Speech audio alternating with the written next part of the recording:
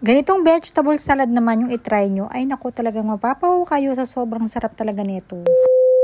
Lately po talaga ay nahihilig po talaga ako sa mga vegetable salad. And for today's video po ay ipapakita ko po sa inyo yung isa sa paborito ko at ginagawa kong vegetable salad. And dito nga meron akong mais na nasa lata and tinanggal ko lang dito yung sabaw.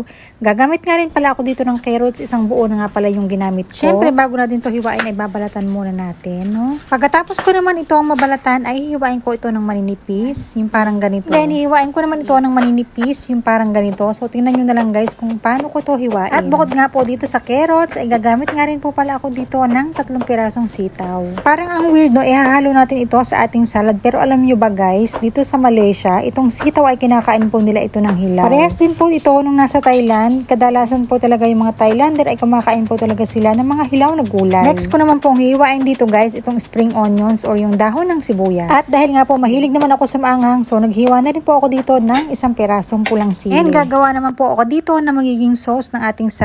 Pero hindi ko na po ito mapapakita sa inyo dahil hindi ko po na-play yung button. Yung dressing po na ginawa ko, bali nagmix lang po ako dito ng 5 kutsara ng suka. At naglagay nga rin po pala ako dito ng 1 teaspoon ng bagoong alamang. Yung gamit ko nga po pala ditong suka ay yung hindi siya gaanong maasim. Then bali naglagay din po ako dito ng konting black pepper at para naman po may konting tamis, bali ang ginamit ko po dito guys ay honey. Pero kung wala po kayong honey, pwede po kayong gumamit dito ng nilagay ko na nga rin po pala dito yung 1 pirasong sili na in-slice ko kanina. Ayan, dinurog-durog ko muna ito para talaga namang labas na labas yung okay na yung lahat. Kaya naman dito sa isang bowl, pagsasamahin lang natin dito yung mga sangkap na hiniwa ko kanina. Habang ginagawa ko pa nga lang ito ay talagang medyo natatakam na ako dahil sa bukod sa masarap po ito ay napaka-healthy. Dahil yung mga gagamitin natin ditong sangkap guys ay fresh na fresh po talaga.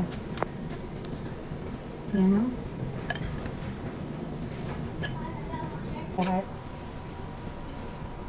And medyo nahirapan nga po ako sa paghahalo dahil medyo maliit yung bowl na nagamit ko, kaya naman po isinaling ko muna ito sa plato para ma-mix ko ito ng maayos.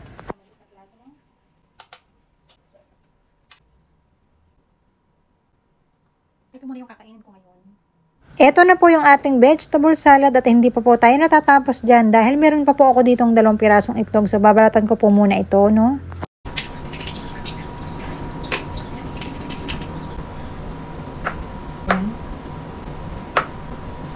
Ito na yung ating. Okay na yung ating salad, kaya naman po eto, ilalagay ko na po dito yung aking dressing na ginawa, no? And ang ilalagay ko lang po dito ay mga 4 na kutsara para hindi naman po siya ma-over sa sauce dahil medyo maasim po ito ng konti, pero okay lang naman po kasi napakasarap po nito. Yung tipong nagbabalance yung asim, tamis at saka konting alat.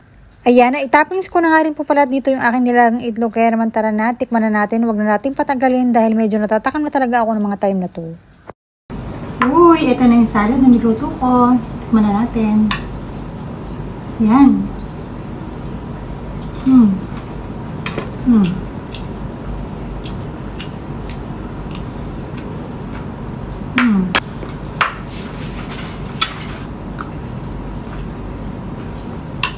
Sobrang sarap talaga nito at alam ko na natatakam ka na rin, kaya naman kung naku-curious ka kung ano ba yung lasa nito, naku, itry mo na. Huwag ka na magpatumpik-tupik pa. Bye-bye.